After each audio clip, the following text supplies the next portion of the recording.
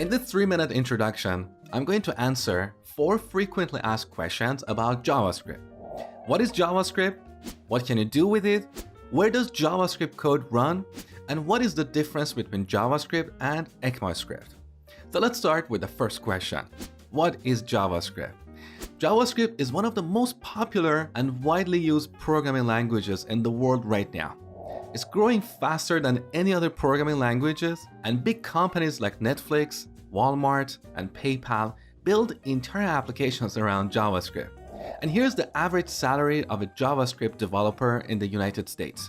That is $72,000 a year. So it's a great opportunity to get a good job out of learning JavaScript. You can work as a front-end developer, or a back-end developer, or a full-stack developer who knows both the front-end and the back-end. Now the second question, what can you do with JavaScript? For a long time, JavaScript was only used in browsers to build interactive web pages. Some developers refer to JavaScript as a toy language, but those days are gone because of huge community support and investments by large companies like Facebook and Google. These days, you can build full-blown web or mobile apps, as well as real-time networking applications like chats and video streaming services, command line tools, or even games. Here's an example. The third question, where does JavaScript code run? JavaScript was originally designed to run only in browsers. So every browser has what we call a JavaScript engine that can execute JavaScript code. For example, the JavaScript engines in Firefox and Chrome are SpiderMonkey and V8. In 2009, a very clever engineer called Ryan Dahl took the open source JavaScript engine in Chrome and embedded it inside a C++ program. He called that program Node. So Node is a C++ program that includes Google's V8 JavaScript engine. Now with this, we can run JavaScript code outside of a browser.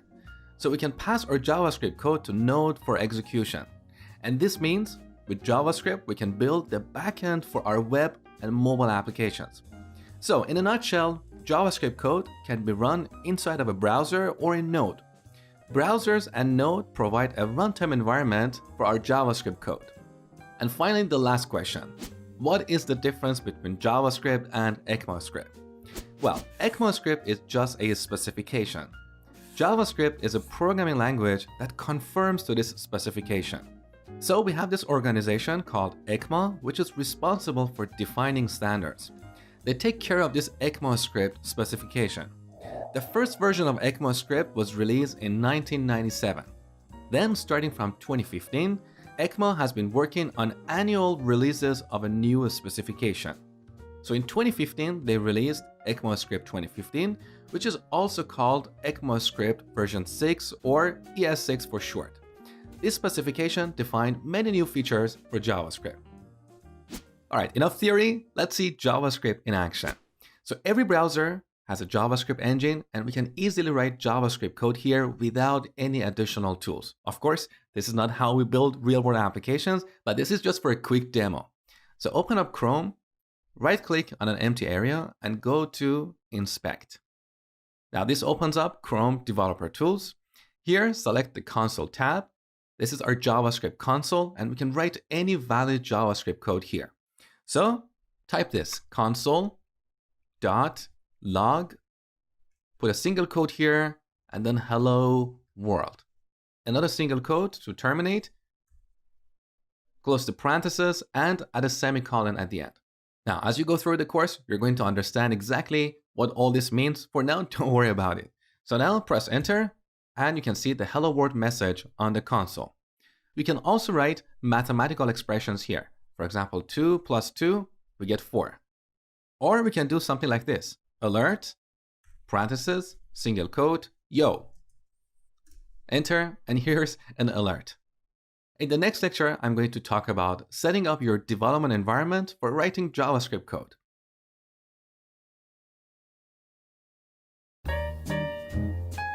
In order to write JavaScript code, you need a code editor.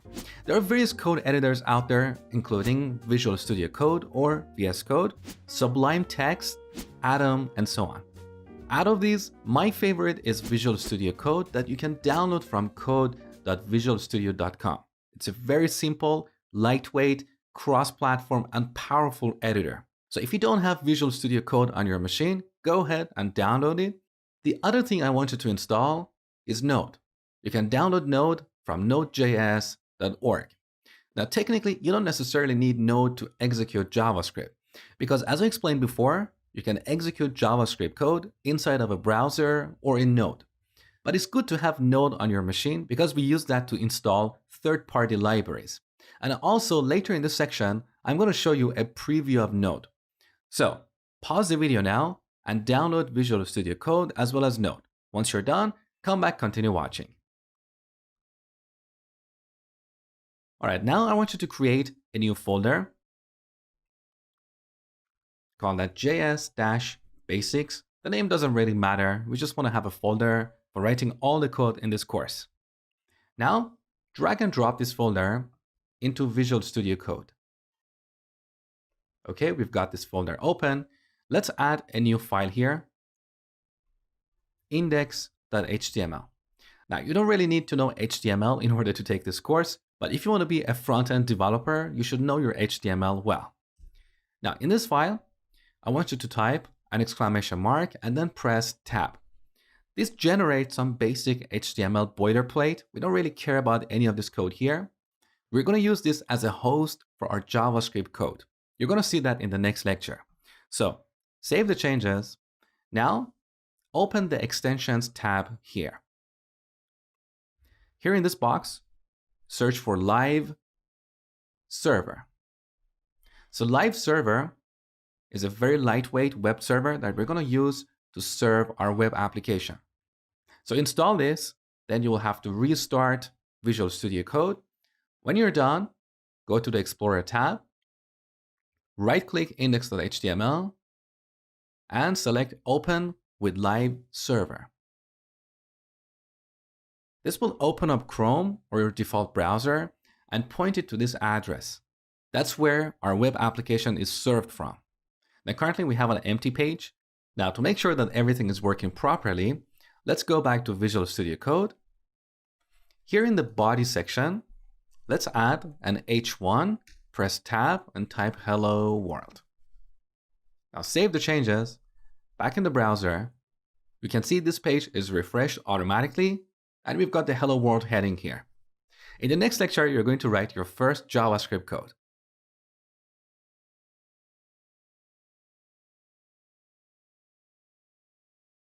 All right, now we're ready to write our first JavaScript code. In order to write JavaScript code here, we need a script element. There are two places where we can add a script element. We can add that here in the head section or in the body section.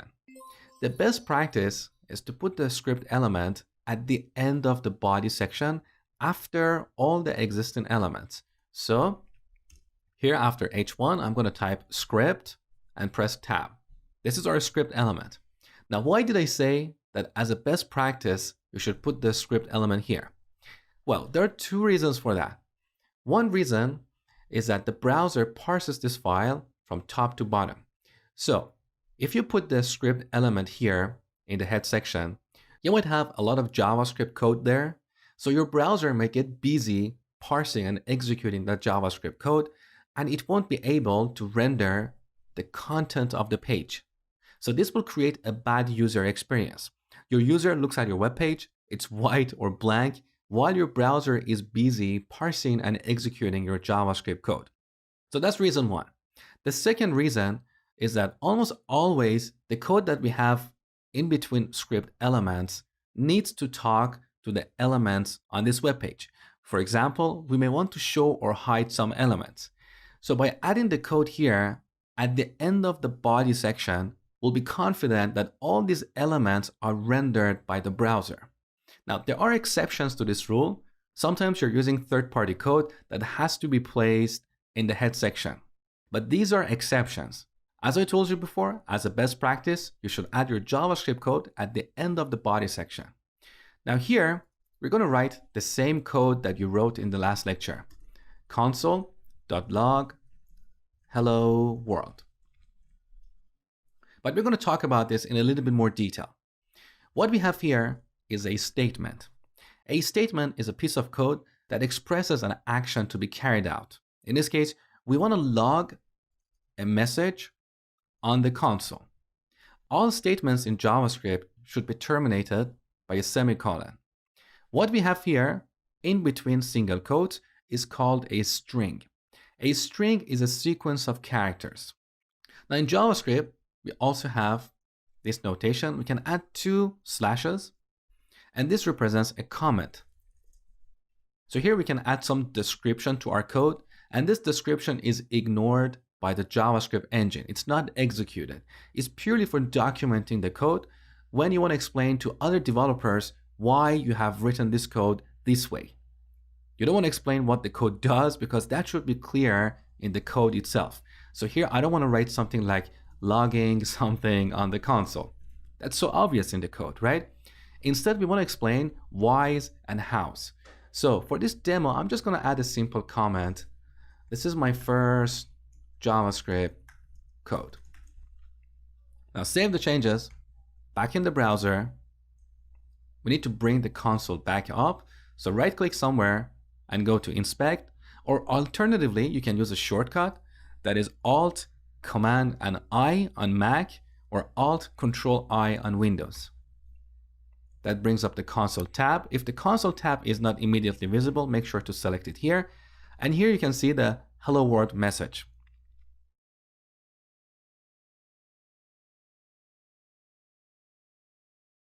Now, while we can easily write JavaScript code in between the script element, in a real-world application, we have thousands or even million lines of code.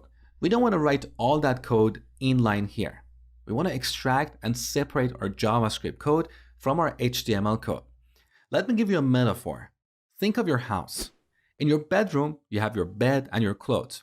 You don't store your clothes in the kitchen. This is what we call separation of concerns. We have the same principle in programming. So we want to separate HTML, which is all about content, from JavaScript, which is all about behavior.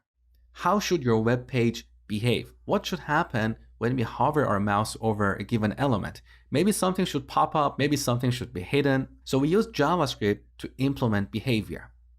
So open up the Explorer window, add a new file, call it index.js. Now back in index.html, cut all this JavaScript code here and then paste it in index.js. Now in this simple application, we have a single file, a single JavaScript file. In a real-world application, we have hundreds or even thousands of JavaScript files.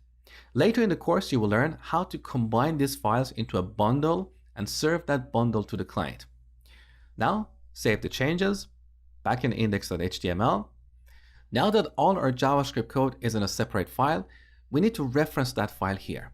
So let's add an attribute here, src, which is short for source, and set it to index.js. So this tells the browser that our JavaScript code is now in index.js. Save the changes, back in the browser. You can still see the hello world message, and that confirms that our code is still working. In the next lecture, we're going to execute this code in Node.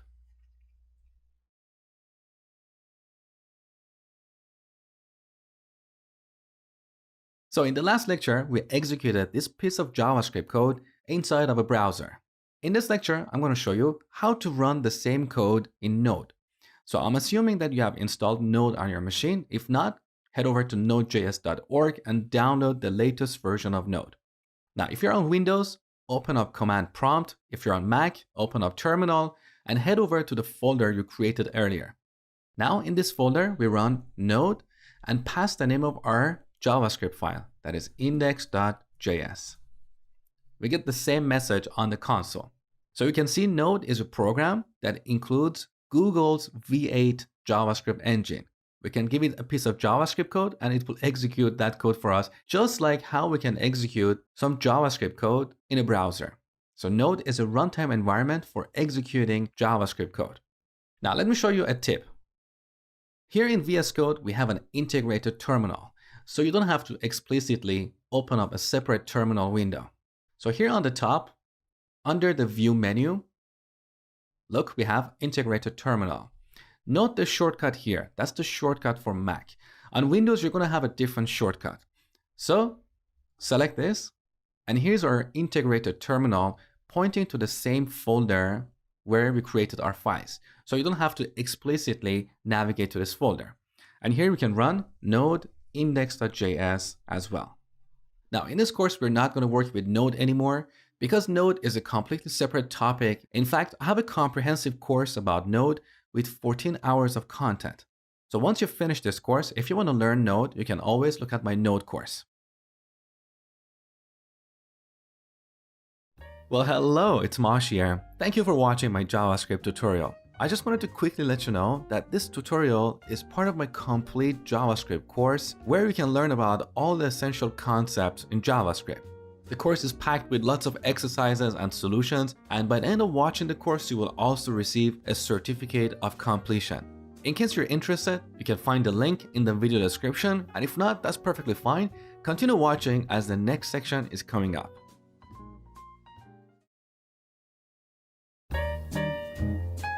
Let's start this section by a discussion of variables, which are one of the most fundamental concepts in JavaScript and any other programming languages. In programming, we use a variable to store data temporarily in a computer's memory. So we store our data somewhere and give that memory location a name. And with this name, we can read the data at the given location in the future. Here's a metaphor. Think of the boxes you use to organize your stuff.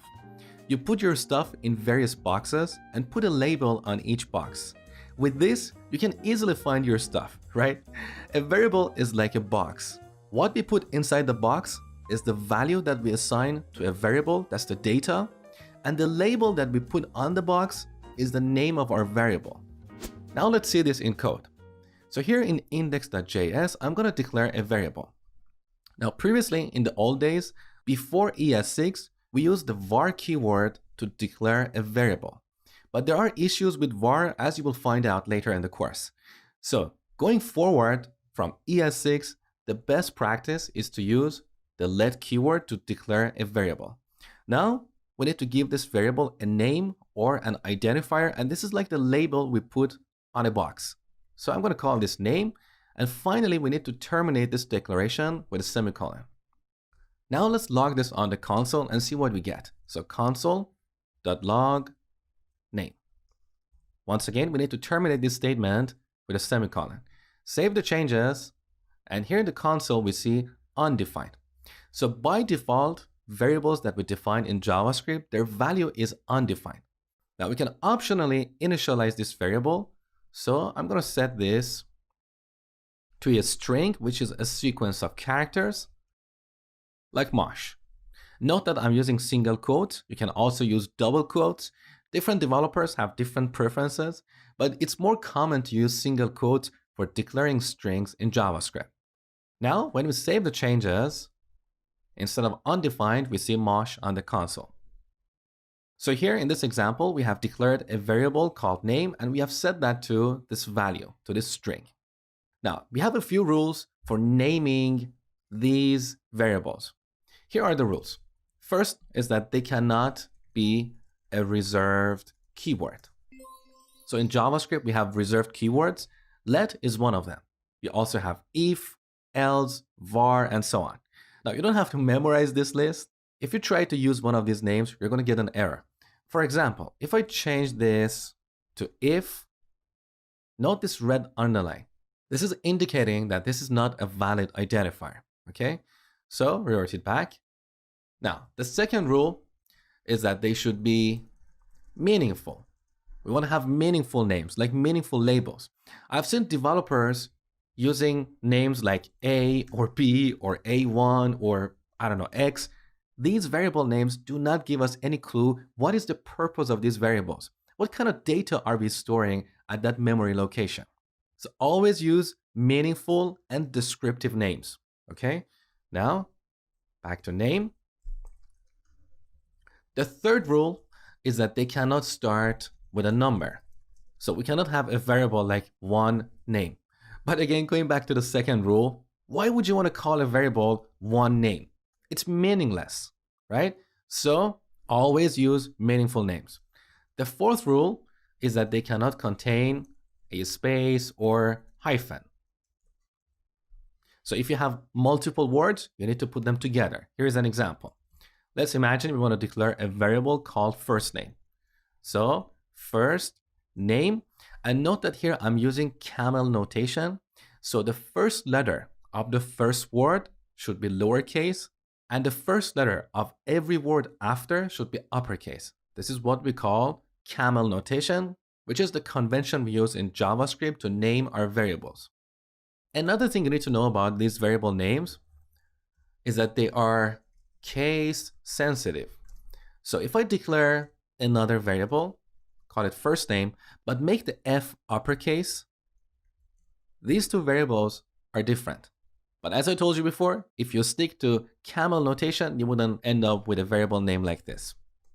And finally, the last thing you need to know about these variables is that if you want to declare multiple variables, there are two ways to do this. You can declare them on one line and separate them using a comma, so first name and then last name. Now in this case, I have not initialized either of these variables. They're both undefined. I can optionally initialize one or both of them. So I can set this to Mosh, and I can leave last name undefined or set it to my last name, Hamedani. But the modern best practice is to declare each variable on a single line. So we terminate this first declaration with a semicolon and declare the second variable on a new line.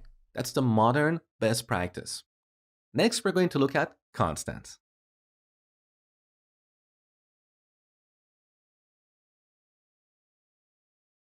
All right, now let's declare a variable called interest rate. So let interest rate, and we set this to 0.3.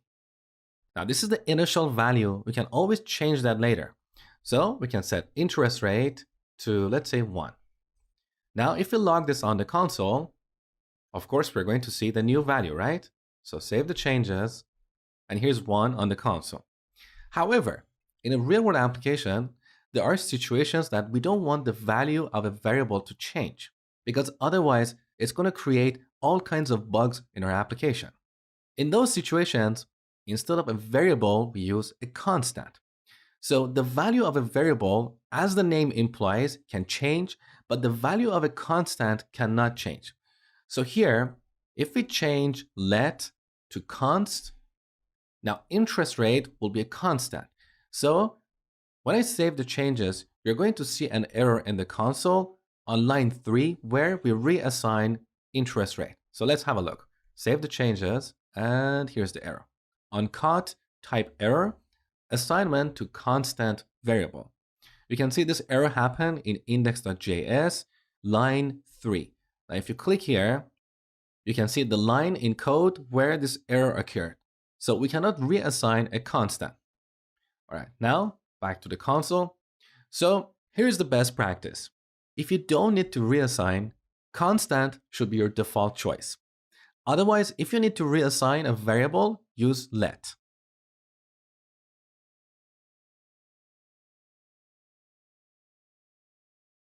So you have learned how to declare and initialize a variable. Now you might be wondering, what are the kind of values that we can assign to a variable? Well, you have seen strings, but we have more types. Basically, in JavaScript, we have two categories of types. On one side, we have primitives, also called value types. On the other types, we have reference types. In this lecture, we're going to focus on primitives, and you're going to learn about reference types later in the course. Now, in the category of primitives, we have strings, numbers, booleans, undefined, and null. Let's look at each of these in action. So here we have a variable called name, which is set to a string. What we have here is what we call a string literal. That's just a fancy name for a string. Now let's declare a variable and set it to a number. So let age, we set that to 30. And by the way, I'm not 30 years old, but don't tell anyone, okay? So this is what we call a number literal. Now let's declare a boolean. A boolean can be either true or false. So let is approved to be true. This is what we call a Boolean literal. And we use this in situations where we want to have some logic. For example, if the order is approved, then it needs to be shipped. So the value of a Boolean variable can be true or false. And by the way, note that both true and false are reserved keywords, so they cannot be variable names. Okay? Now you have seen undefined before, so I can declare another variable, first name. If we don't initialize it, by default, its value is undefined. But we can also explicitly set this to undefined. But that's not very common. In contrast, we have another keyword that is null. So let me declare another variable and set this to null. We use null in situations where we want to explicitly clear the value of a variable. For example, we may want to present the user with a list of colors.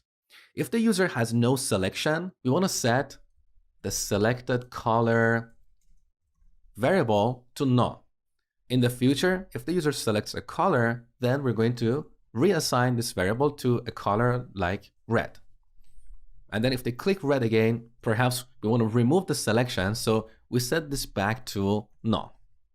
So we use null in situations where we want to clear the value of a variable. So these are the examples of primitives or value types. We have strings, numbers, booleans, undefined, and null. Now in ES6 we have another primitive that is symbol, and you're going to learn about that later in the course.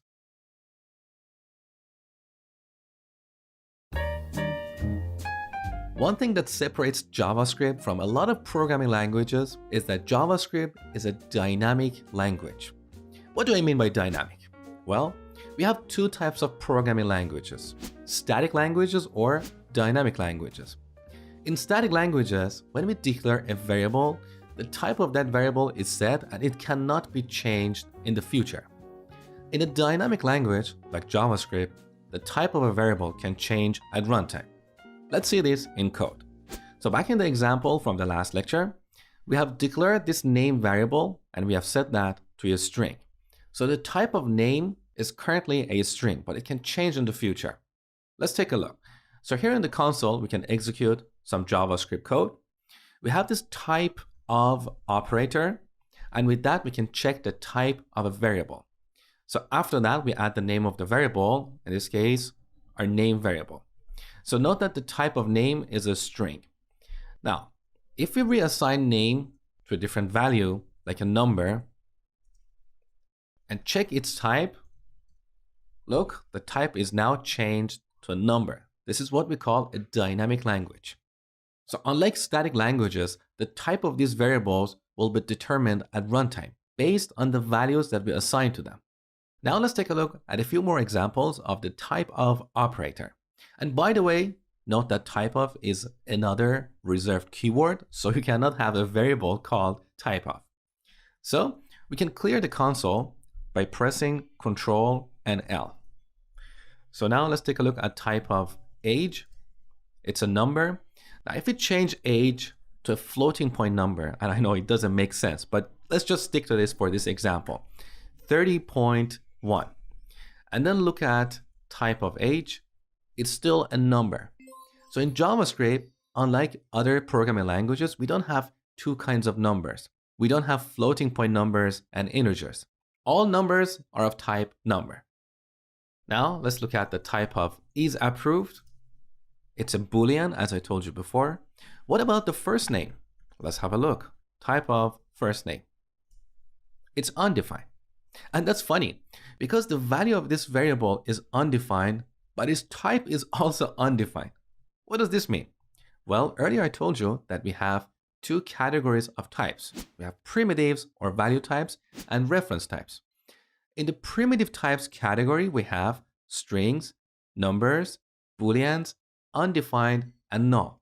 So undefined is actually a type, but is also a value. In this example, because we have set first name to undefined as a value, its type is also undefined. Okay? Now, what about selected color? Let's have a look. So type of selected color. The type of this variable is an object. What is an object? That's the topic for the next lecture.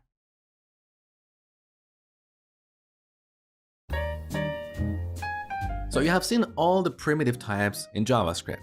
Now let's take a look at the reference types. In the reference types category, we have objects, arrays, and functions. In this lecture, we're going to explore objects, and you will learn about arrays and functions later in this section. So, what is an object? An object in JavaScript and other programming languages is like an object in real life. Think of a person. A person has name, age, address, and so on. These are the properties of a person. We have the same concept in JavaScript. So when we're dealing with multiple related variables, we can put these variables inside of an object. For example, here we have two variables, name and age. They're highly related. They are part of the representation of a person. So instead of declaring two variables, we can declare a person object. And then instead of referencing these two different variables, we can just reference the person object. It makes our code cleaner.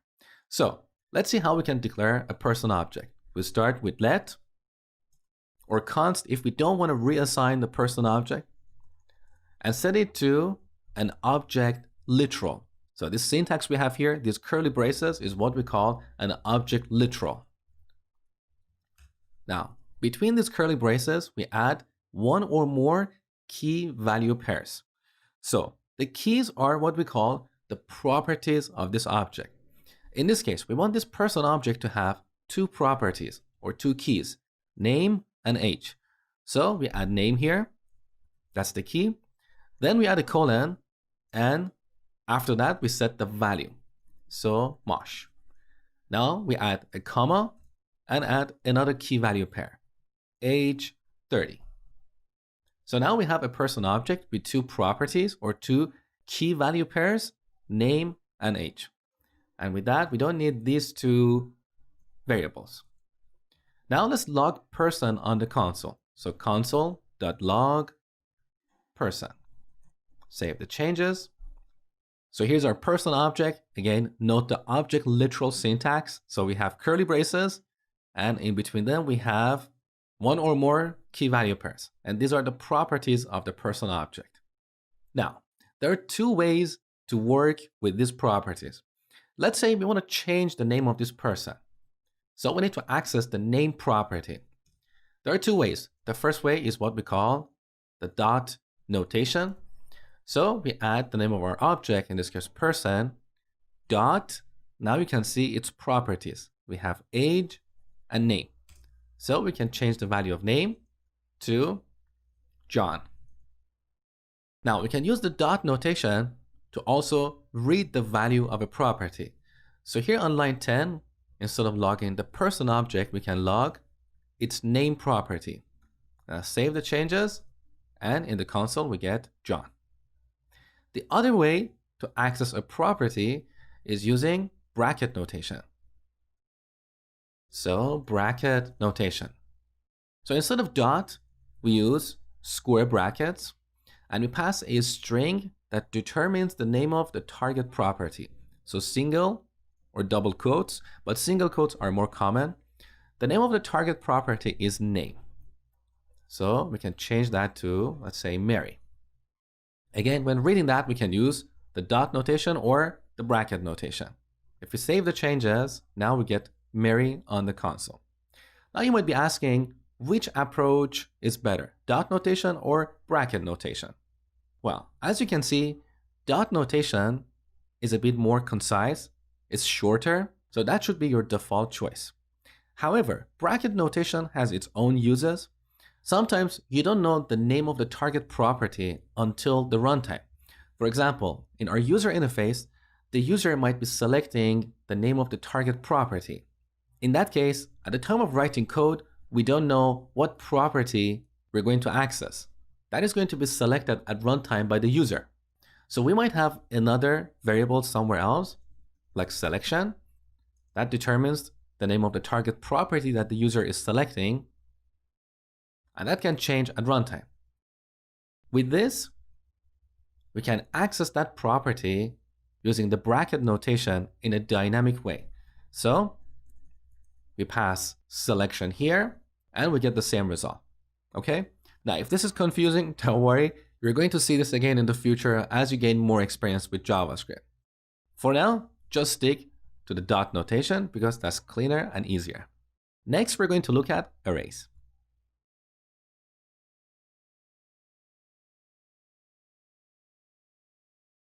Sometimes in your applications, you might be dealing with a list of objects. For example, the list of products in a shopping cart, or the list of colors the user has selected. In situations like that, you use an array to store that list. Let me show you how. So here I'm going to declare another variable called selected colors. Note that I'm using a meaningful name. I don't have SC or some other weird name. Selected colors. Now we can initialize this and set it to an empty array. So these square brackets are what we call array literal, and they indicate an empty array. Now we can initialize this array and add a couple of items like red and blue. Let's log this on the console. So console, the log, selected colors. Save the changes. So here's our array with 2 elements. We can expand that. Note that each element has an index, and that determines the position of that element in the array. So the index of the first element is 0, and the index of the second element is 1. So if you want to access an element in an array, we use this index. Here's how. For example, let's say you want to display the first element in this array. You use the square brackets and then specify the index. Save the changes, and now we have red. Now, earlier I told you that JavaScript is a dynamic language, so the type of variables can change at runtime. The same principle applies to our arrays. So the lengths of arrays, as well as the type of objects we have in an array, are dynamic. They can change. So on line 2, we initialize this array with 2 elements, right? Now, on line 3, we can add another element to this array, so the array will expand. So let's say selected colors of 2. That means the third item in this array is going to be green. Now, let's display this array on the console. So we have an array with 3 elements. So the length is dynamic. It can change. Also, the type of objects we have in this array is dynamic. So unlike other programming languages where every item or every object in the array should have the same type, in JavaScript, we can store different types in an array. So we can make the last element a number. Save the changes. Now we have 2 strings and a number. So the objects in the array as well as the size of the array are dynamic. Now technically an array is an object. So just like the personal object we defined in the last lecture, it has a bunch of key value pairs or properties that we can access using the dot notation. Let me prove that to you. So here on the console, let's look at the type of selected colors. So the type of this array is an object. So an array is an object in JavaScript. So here on line 4, we can look at the properties of this array or this object using the dot notation. Look, these are all the properties defined in arrays in JavaScript. So every time we declare an array using square brackets, that array will automatically receive these properties. We didn't explicitly define them. They're just somehow magically inherited from somewhere else. You're going to learn about that later when we talk about prototypes. Now in this lecture, we're going to look at one of these properties. That is the length property. This property returns the number of items or elements in an array. So save the changes. You can see we have 3 elements in this array. Now later in the course, we have a comprehensive section about arrays. You will learn about all kinds of operations you can perform on arrays. For now, all I want you to take away is that an array is a data structure that we use to represent a list of items.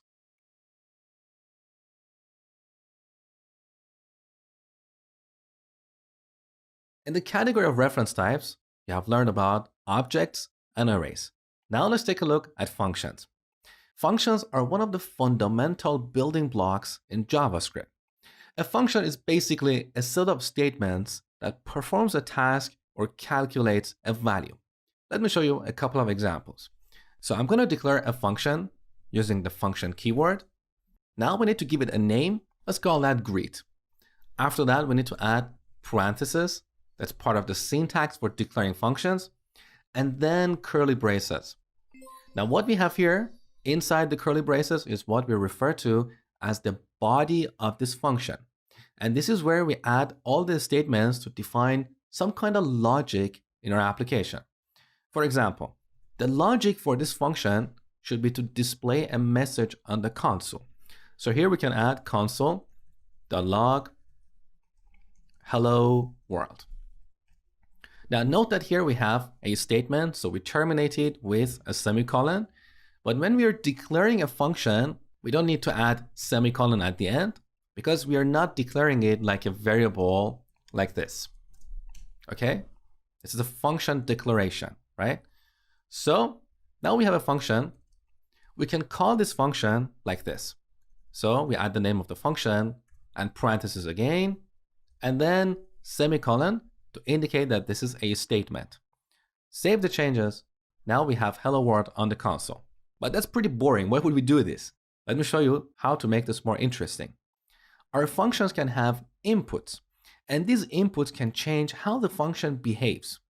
So let's say instead of displaying hello world, we want to display the name of the person here, like hello John. So we can add a variable here in between parentheses. We refer to this variable as a parameter. So this greet function has one parameter called name, and essentially name is like a variable that is only meaningful inside of this function. So inside of this function, we can work with this name variable, but it will not be accessible outside of this function. Now name is an input to this function. So instead of displaying hello world, we can display hello, then add a plus here to concatenate two strings. So we can add name after. Now, when calling the greet function, we need to pass a value for the name variable or name parameter more accurately. So we can pass John here. Now we refer to this as an argument. So John is an argument to the greet function, and name is a parameter of the greet function. That's one of the things that a lot of programmers don't know. They don't know the difference between a parameter and an argument. So a parameter is what we have here at the time of declaration, but the argument is the actual value we supply for that parameter. Okay? Now let's save the changes. So we have hello John. Now we can reuse this function, but with a different input. So we can copy this line here and change John to Mary. Save the changes. Now we have two different messages on the console. Now a function can have multiple parameters. So here we can separate parameters using a comma. So let's add another parameter like last name. Now we can change our console.log, add a space here, and then display the last name. Now, when calling this greet function, we should pass another argument for the last name, right? But let's see what happens if we don't do this. So I'm going to save the changes. See what we got? Hello John undefined. Because as I told you before, the default value of variables in JavaScript is undefined. So because we did not pass a value for the last name, by default, it's undefined. So I'm going to pass another argument here. We separate them using a comma, John Smith. And we don't need the second call to the greet function. Save the changes. Now we have hello John Smith.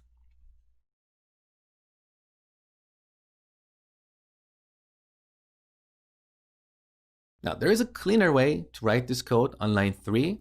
All these concatenations are kind of ugly. They're getting in the way. Later in the course, I'll show you how to use template literals to clean up this code.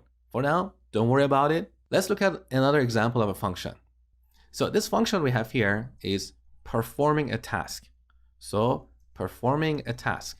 Its task is to display something on the console. But sometimes our functions might calculate something. So Here is an example of a function that calculates a value. So again, function. Let's call this function square. This function should take a parameter. Let's call that number. Now we need to calculate the square of that number. That is number times number. Just basic math, right? Now we need to return this value to whoever is calling this function. For that, we use the return keyword. That's another reserved keyword, so you cannot have a variable called return, okay? Now, instead of calling the greet function, let's call the square function. So square, we pass 2. Now this returns a value, so we can use that value to initialize a variable. For example, we can declare another variable called number and set it to a square of 2. And then we can display that on the console. Save the changes, so we get 4. Now, in this particular example, we don't necessarily have to declare a separate variable if all we want to do is to display the square of 2 on the console. We can exclude this variable declaration and simply pass square of 2 to console.log. So when the JavaScript engine executes this code, first it's going to call this function, it will get a value and then pass that value to console.log. Let's save the changes and look, we still get 4. Now I have a question for you. How many function calls do you think we have in this code? We have 2 function calls. Square of 2 is one function call. Let me delete this temporarily. But console.log is also another function call, right? Because here we have parentheses. So we're calling the log function, which is defined somewhere, and passing an argument. We can pass a simple string like hello, or we can pass an expression. That expression can be a call to another function like square of 2. Okay?